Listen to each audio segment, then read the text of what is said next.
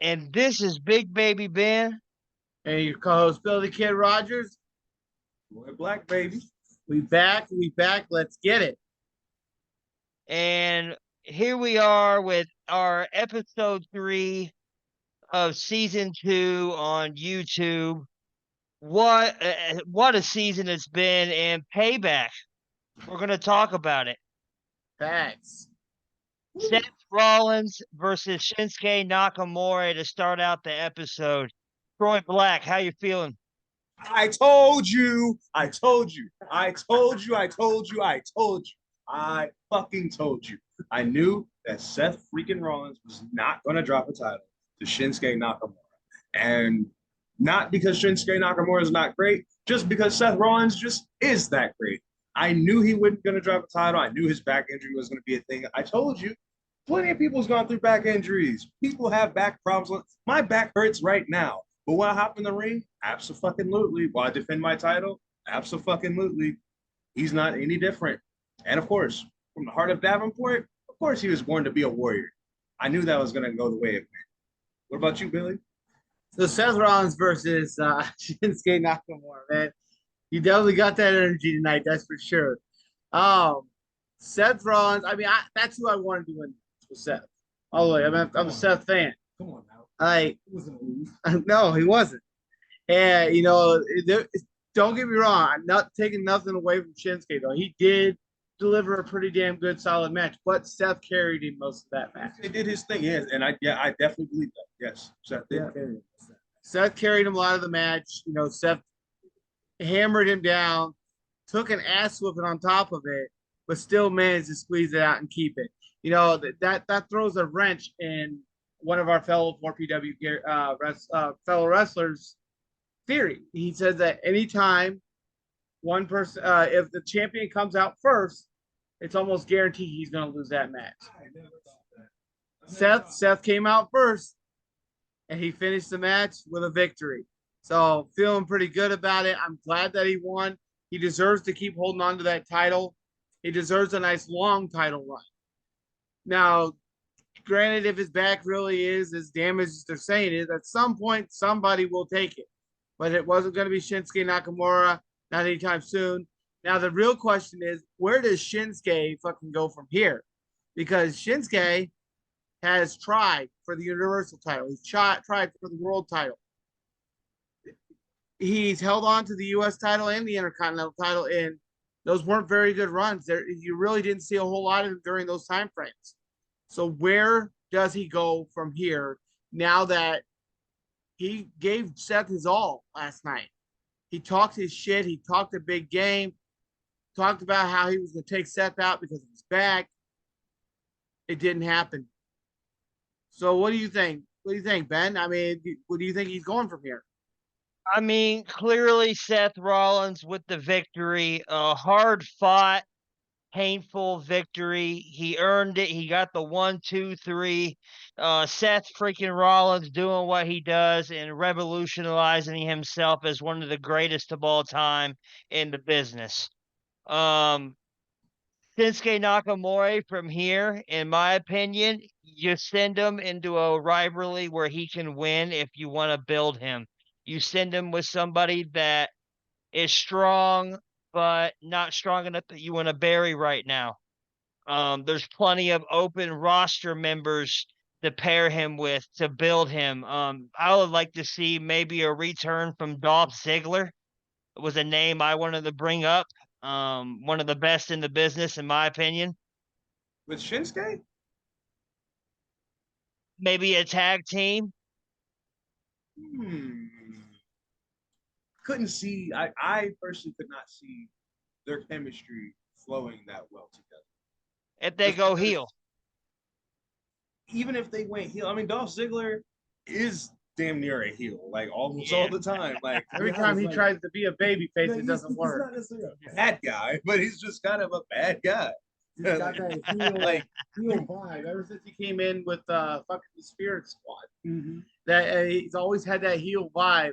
I'm just that damn good. That's a heel sense. So yeah, and Shinsuke is a heel right now, technically. Yeah. Shinsuke Nakamura got on the mic, made some type of promo talking about how he was upset about everything and he wanted to go for the tag team titles, but he doesn't feel like any tag team partner's worthy. What if they did a surprise return from Cesaro? Because that used to be his tag team partner. Yeah. And I'm pretty sure they were tag team champions. Did Cesaro leave AEW? No. They cover AEW that much. Is Cesaro still in AEW, Ben? I believe he's wrestling under Ring of Honor in AEW right now. But a return for him to tag up with Shinsuke, I mean, that's one of them, glass ceilings in the wrestling business that we would love to see get shattered, and start seeing these companies work together, and we would get a lot better product if we could see the great Kenny Omega on WWE on Friday Night SmackDown, and we could see the Rated R Superstar on AEW. Wow, I mean, that would be insane crazy. But with them being rivalry shows, Vince's not going to come off his cob and do that. No, he's not. I already know. See. But Rhea Ripley. Hold on now. Let's not forget that Mickie James was in the female Royal Rumble. True. But AEW, is she with AEW or TNA? Mickey TNA. Okay, she retired though. Yeah, I know. At that point when she came in, she was still in TNA. Yeah. She was TNA Women's Champion. Yeah. Came in. Yeah. And performed. So I feel like there are great areas. If you've wrestled and you've been great for WWE, I do believe they will allow you to come back temporarily for certain events. I strongly believe it. Unless you're like CM Punk. Like nobody wants to see nobody wants to see that again. And don't forget the breaking news about being CM Punk being let go yesterday by AEW, and is currently the non-hottest free agent and the most toxic free agent in the game. Non-hottest, I love that. The most toxic free agent out there right now. I would sure hate to see him toxic up the WWE locker room again. He's just they're not going to allow that. They're not. No. All the new talent, all the new guys aren't putting up with CM Punk. He's not even good on UFC, bro. He's like at 81. Like no one likes CM Punk. He really is a punk. Like nobody likes him. But we got to go into the card a little bit more, if you guys don't mind. Love talking wrestling. Rhea Ripley retaining over a hard-fought match. In my opinion, Raquel Rodriguez showed her power, showed her strength, showed why she deserves to be here, but not ready to beat the great Rhea Ripley, in my opinion. Just quite not ready to, take over the reins from her with this new title. Not quite yet. Really? So you say not ready to face the great Rhea Ripley. And like, we were talking when I was talking with the guys last night. They said you see it in every heel stable. The other members help out in some way, some form.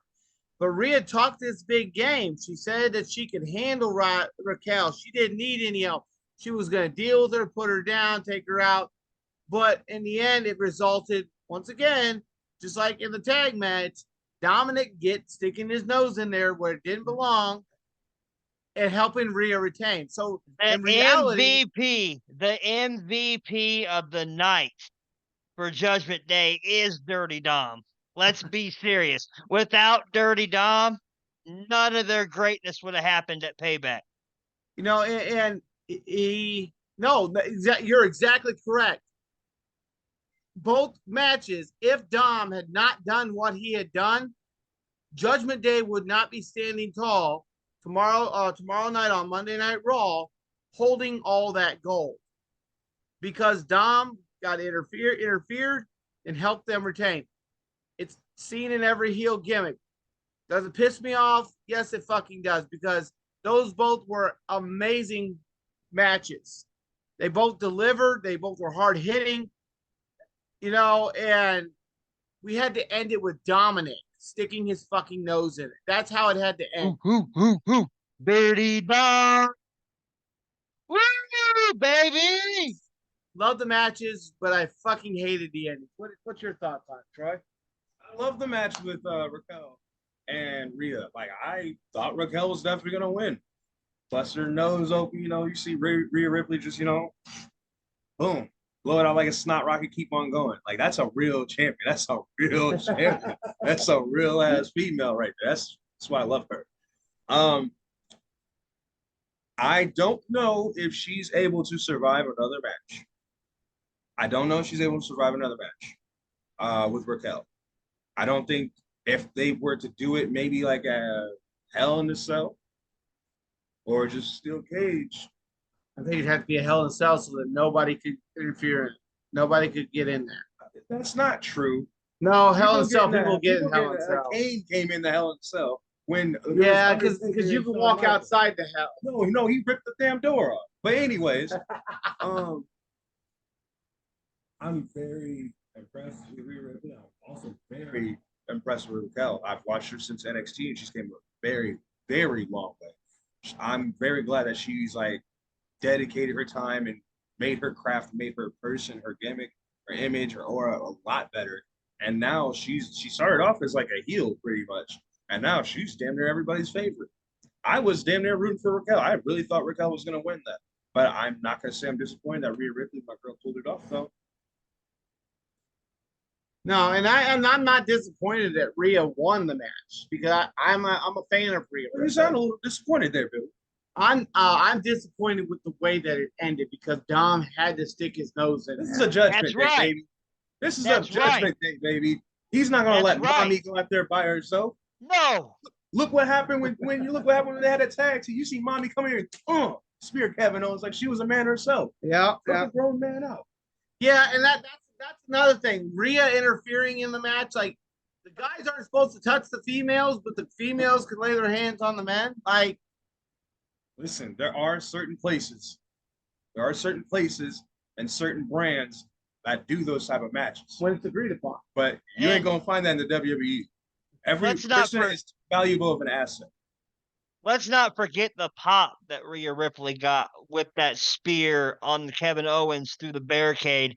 True. Let's not, and we're gonna move straight into that match, actually, guys, because I love the energy right now. So we're gonna move into Judgment Day versus Kevin Owens, Sami Zayn. Let's see who looks the most irritated. Billy does. He's a fan of Kevin Owens and Sami Zayn. So Billy the Kid. Kevin Owens, Sami Zayn versus the Judgment Day. Oh, real quick, who was right about this match when Big Baby Ben said, "What if? Oh, What if? What if? What if?" You were right, brother. I will give that to you. That was a good what if call because we really thought it wasn't in the cards because Kevin Owens and Sami Zayn didn't have those belts for very long. Nope. They didn't have them for very long. They deserved to carry them longer because the fans loved it. That's absolutely what the fans wanted was Kevin Owens and Sami Zayn as the tag champs. Now, what are we going to see from here with those two? Are we literally going to see a repeat of the past where Kevin Owens turns on Sami Zayn because he feels like it was Sami Zayn's fault? Ultimately, that's probably what's going to happen. Yes, he was.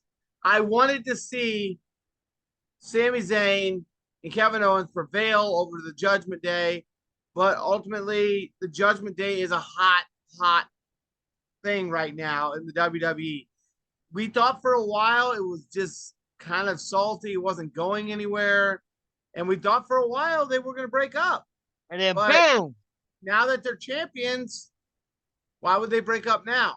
That just doesn't work in anyone's favor. My thing is we got the wild card that came in there outside the ring, JD McDonough. He didn't get any recognition last night for his assist. Like he took a fucking power bomb on the fucking table, and that table did not give.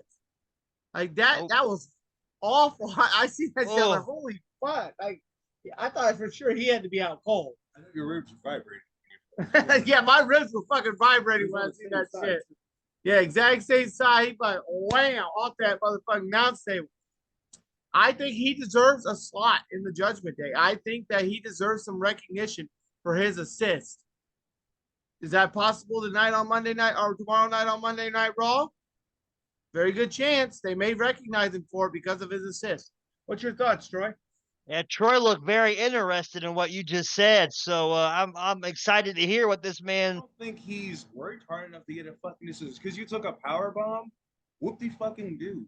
Dom could do that. That's what the fuck he's around for. Getting beat the fuck up and taking power bombs. But he's assisted him twice now. I get it, but that doesn't mean shit. No one asked for you, like Damian Priest said. This Judgment Day business. No one asked for you to be. Stay out of it. Like I said last week, or on the last episode, Judgment Day business. Stay the fuck out of it. Stuck his nose in their business. Okay, they got the win. But did he give him credit the last time that they got a fucking win when he stuck his nose in their business? No. No. And you think he's gonna do it this time? No. No, because they were the ones out there teaming up, having to do the hard work. Okay, Billy, run out there, take a fucking power bomb, and then as long as you do that, then you're on the same level as us. Fuck no. I've been out there wrestling for 30 minutes. No, and you come out here and take a few hits and a power bomb. I understand the power bomb did hurt the pitch. It was from KO. Shout out to KO because that man, he is one of my idols. But no, no, you're not becoming part of Judgment Day. And I believe on Monday Night Raw tomorrow, you're gonna see them come out there as champions. Everybody holding the gold. Yeah. No one's gonna go and give JD shit because you're the only one without gold now, bro. What are you doing? But let's not also forget the fact that because they're Judgment Day, they could do that free bird rule or three bird rule, whatever it's called, where there's three of the dudes and it's tag team titles. So technically, Dominic could rep the tag team titles with one of the tag team champions. Yep. I feel like as long as Damian Priest still has that Money in the Bank contract, it's still going to drive a wedge. Something's going to happen because I don't believe WWE is ever going to put Damian Priest up there to hold 3 titles at once. No way. Not Damian Priest. He's not that. Damian Priest is good, but he ain't that good. Yeah. Roman Reigns held literally 3 titles at once. Tell me the last time you've seen somebody do that. You tell me the last time you've seen that. The fans tell me the last time you've seen somebody do that. You see what I'm saying? Damian Priest is not going to hold 3 titles, so that Money in the Bank contract will be a problem, and I think JD McDonough will come between something. I think something will happen with Damian Priest where he can't wrestle, like he might get an injury, and then JD's going to step in as tag team, and they're going to either be repping it and they're going to do better, or they're going to be repping it and they're going to lose it, and Damian Priest is going to have a problem with it. I still feel this is still the beginning of the end for the Judgment Day. Solid feelings. Okay. But for now, let's say what if? What if he accepts JD? They give him the purple and black gear. He becomes a solid member, and now these guys are all on the same page. What if? What if they could be the most dominant faction that we've seen in a while since the Bloodline? Where would they go next? Where would they go next? Because I already feel like LWO is already having their own problem. I feel like behind the scenes, LWO is going to have a problem. So where are they going to go next? United States Championship is not going to be it. Intercontinental Championship is already about to be taken by Chad Gable. No one's shaking Roman Reigns, especially the Judgment Day. And Seth Rollins. They've already tried. They've already tried twice. That JD can beat Seth Rollins? No. No. Even with the help of the Judgment Day, no. No. Because it wouldn't go that way. It just wouldn't. He's too smart. He's too cunning. He's too great. Yep. So I think JD's going to be a weak link, even if he were on the Judgment Day. Because like I said, he's the only person without gold. Where else is he going to get gold? Maybe he can win the NXT championship, but I think my boy Wesley is going to take that. Yeah. So agreed. But they, they have some NXT gold and they have some main roster gold. So they have the ability to go in between the shows right now. I think they should keep that. I think we should keep that going for a while. Not forever, not as long as the bloodline. But for now, I enjoy it. I'm enjoying this heel faction coming through and taking things. We haven't seen that. What, the bloodline? I mean, I think what we're seeing with the bloodline is the bloodline has been rising action pretty, steeply. Just boom, boom, boom, boom, boom, just big blocks after big blocks, big climb. And it got to the point where it's like, all right, you hit peak and now it's like falling down rapidly, just as much as it built up. People got tired of it, got boring. With the Judgment Day, they've been making, I thought the Judgment Day was not going to make it as a faction when I seen these guys. I'm like, there's no way. But these guys have been slowly climbing, and now they're at that point. They're not even at their peak yet, but they're right around that area. They might have a little bit more umph, and they're gonna slowly decline because they slowly climbed. And that's what I've noticed. The Judgment Day, I would give them props to them because they've been doing this for a while. Yeah, they've been climbing, and then they kind of decline a little, then they climb, and then they decline. Now they're at, like you said, just like the Alpha Academy. I didn't think that was gonna work either. I thought they were gonna fail, but they did pretty well. Yeah. So shout out to both of them. Yeah. So we move in to Rey Mysterio with the retain. Don't want to spend a lot of time on this one. In my opinion, the match was trash. It was garbage. The promos leading to this match were garbage. It felt like a house show match. It didn't feel like it was a special United States Championship match at all. Troy, you show. I feel about the same way that way you pretty much described it. I felt like Rey Mysterio didn't have to win that match for one. Like Rey, in all respect, but I'm over it, dude. Like I was interested when you were, wrestling the Big Show.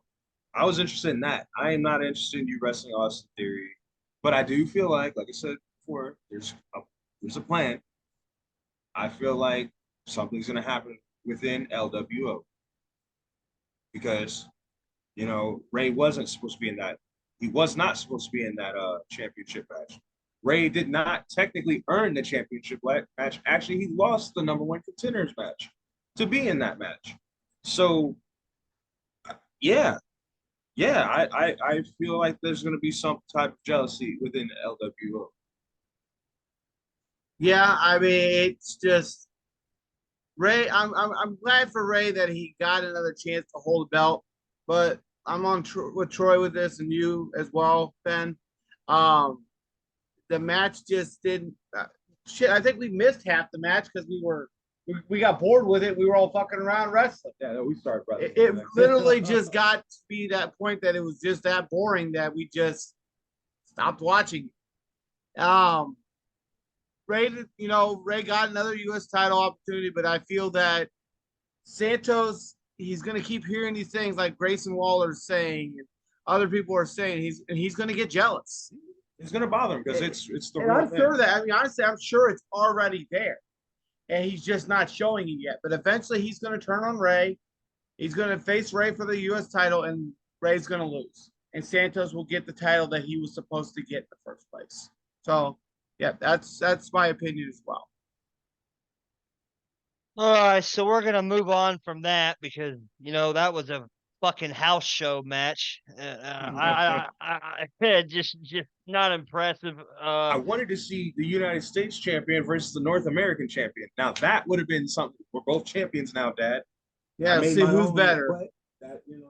Let's see. Survivor Series, LWO versus the Judgment Day.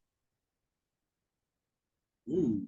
War Games. 3 males, 1 female on each team. Yep. War Games. The final episode between dad and son.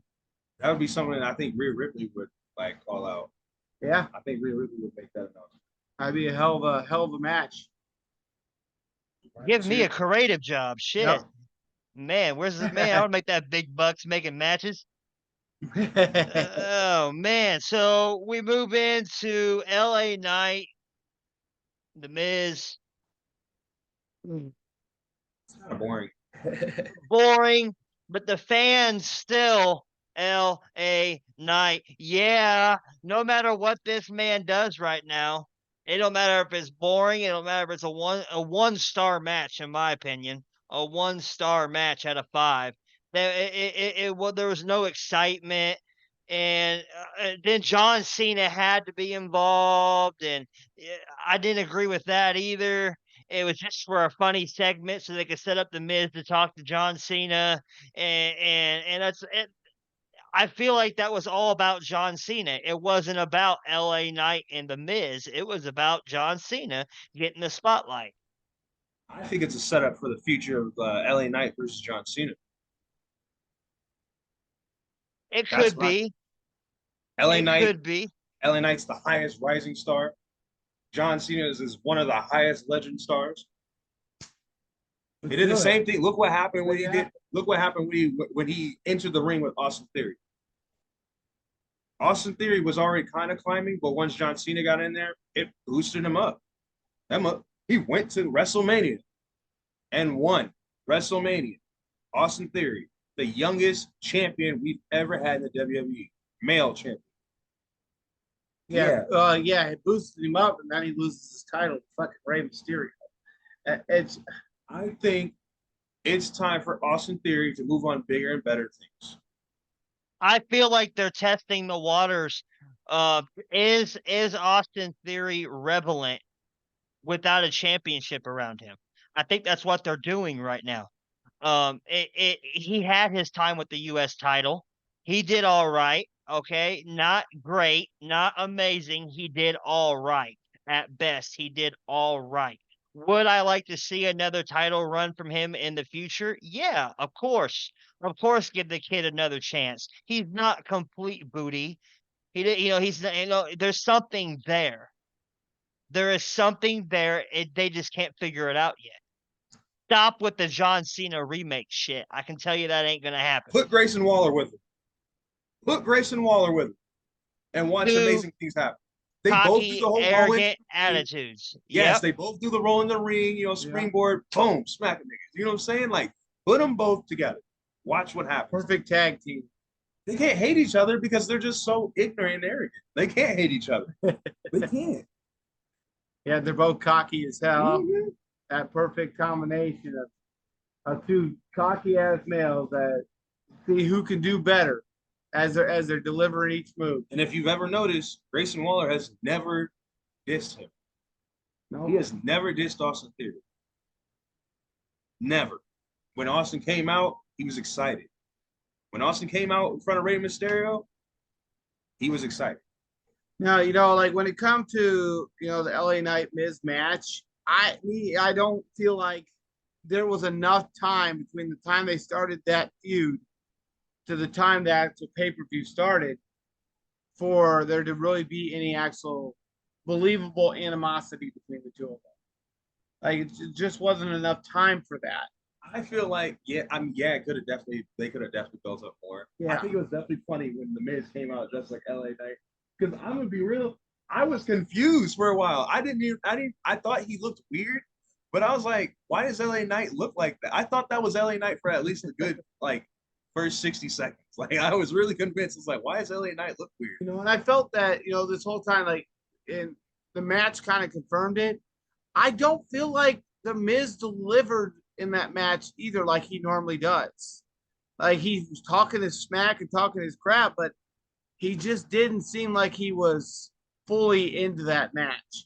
And he just didn't deliver enough. It was kind of a dead match. And I thought it was cool John Cena was the special guest referee, but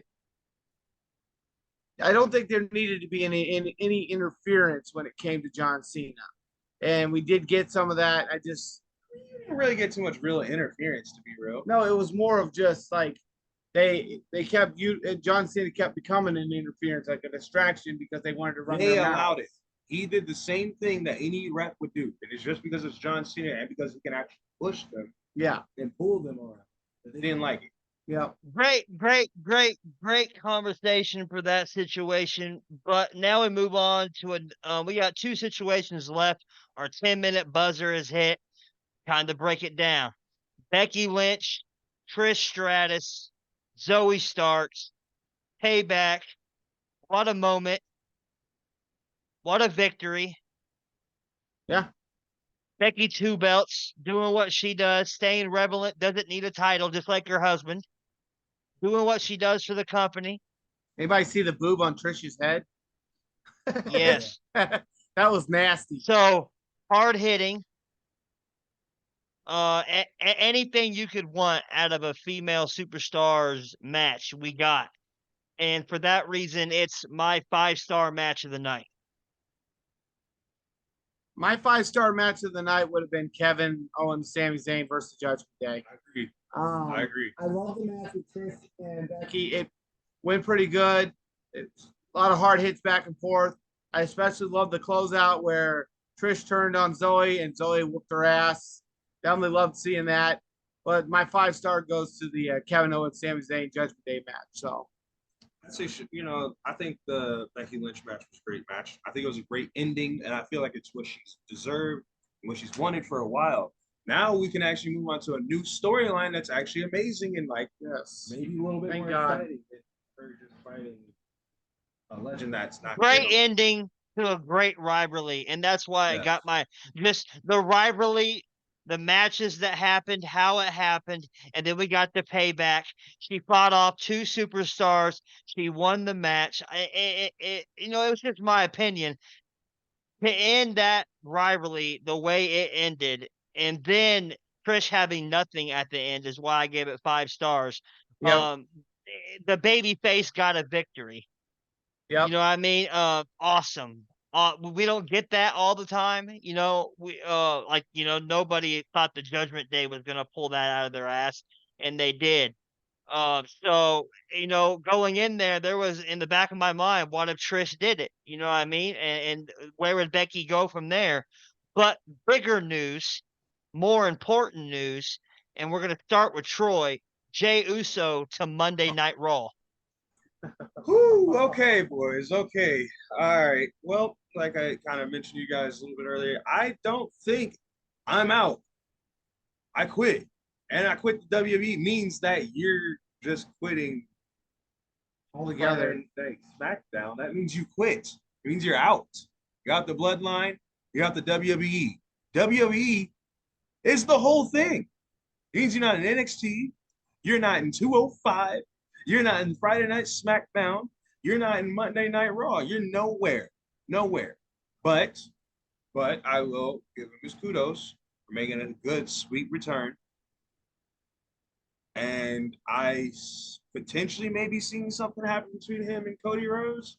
I think that would be a horrible idea just because I feel like it would be boring as shit. But I'm happy that he didn't quit. I just know for a fact that his brother is gonna fucking follow suit and switch over brands as well. So we're gonna have the Usos back again, both of them. What I see is you got Jimmy Uso on Friday Night SmackDown. You got Jay on Monday Night Raw. Really, what they're ultimately doing is they're building both brothers up. They're going to build them up. They want to keep Jay relevant because they want to make sure he stays strong and looking strong. Well, he's over with the fans right now. Yeah, and they kind of gave them both somebody to kind of latch to. You got Jimmy on Friday Night SmackDown getting an attitude adjustment from John Cena. So I foresee that going into a match down the road here at some point. And then you got Jay, who's kind of went to Monday Night Raw. Cody introduced him. So like he said, something could potentially down the road happen there. And then they're going to leave it kind of them separated for a while. And then we're going to end up getting a Jay versus Jimmy match, brother versus brother, to kind of close out that chapter. And my guess, because it's going to be a ticket seller, because it's two Samoans from a great dynasty fighting each other, two brothers that you would never thought 13 years 13 years with the same song, the same entrance, the same clothes, the same haircuts, week in, week out with his brother. 13 years with the same song coming out. And now all of a sudden, this is what my interest is. We got Jimmy over on SmackDown getting bullied by Solo. Now he's on his own. Ha ha. Hmm. You know what I'm What about, saying? did anybody notice that when Jimmy came out, his name was spelled Jimmy? It had 3 M's in it instead of 2 Yep. now? Yes, it did. Yeah. Why? I don't, he changed it. I don't know why, but he did. It's Gotta got 3 add M's in something it. new to him. You know what I'm saying? Gotta add something new to the t-shirt. So they threw another M in there and they're gonna make a good amount of money. Look, just because an extra M is on that t-shirt, Now people want that. now people want that. It's a new thing. It's creative. It's like if you add an extra letter and now all of your fans all of a sudden are like, oh my God, look at his new shirt. That Holy 2K's shit. on the end of black, something like that, you know. You know what I'm saying? You know, it's just merchandise. Because at the end of the day, WWE is a business. They got to find every little nook and cranny to make that extra money. And I just want to throw a surprise question out there before the show's over. So, Walter, or not Walter, Gunther now, pardon me, Gunther, Gunther. okay, versus Chad Gable getting moved to Monday Night Raw for the Intercontinental title. Why couldn't they let Chad Gable have his pay-per-view payday? Yeah, they replaced that match with the Grayson Waller effect thing. I don't think they should have done that. I think that Gunther versus Chad Gable for the Intercontinental title would really gave some boost to the pay-per-view. And I feel that them doing that kind of lost them some points. True, but there's also things that happen behind the scenes. Like these guys all have families, these guys have real lives, these guys get sick. Someone could have gotten like sick, or something could have happened, or True. oh, my daughter broke her leg, I'm not gonna be able to fly out tomorrow. You know what I'm saying? Like anything could have happened. I do if it isn't that situation, this was a stupid decision on WWE's part. I definitely think Chad Gable definitely deserved his pay-per-view win. I don't think and this is where being a champion where it kind of sucks. I kind of understand it. I wouldn't want to wait either, but also at the same time, it might have been better. But I can't wait to see this match tomorrow. I hope he wins because he deserves to win. Chad Gable deserves a fucking W. Yeah, he I don't does. think he's ever championship goal. No, he tag team belts. That's it. Yeah. Yeah. Singles, never. Well, we move into that time of the show where we each give our honorable mention. My honorable mention this week goes out to Big E Langston. You know, very, very sad news. Troy last week gave a shout out to Big E. This week, I'm going to give a shout out to Big E, one of my favorites. Sad to hear the news, but you get to spend time with your family now, and I hope you recover, and I hope you live a happy, long, non-painful life. Yeah, my honorable mention tonight goes out to Jey Uso. I'm glad that you came back. I'm glad to see you back in the WWE, even though you said you were done. But I'm glad to have you back, and I'm looking forward to this brother versus brother match. Always goes out to 4PW and Sean Good. And also, I'd like to shout out to KO, Kevin Owens, man. You really did your thing out there, man. I'm proud of you, bro. Proud of you. Very proud of you. And I'm Big Baby Ben. This is your co-host, Billy Kid Rogers. White Black, baby. This has been another episode of Wrestling with the Bros.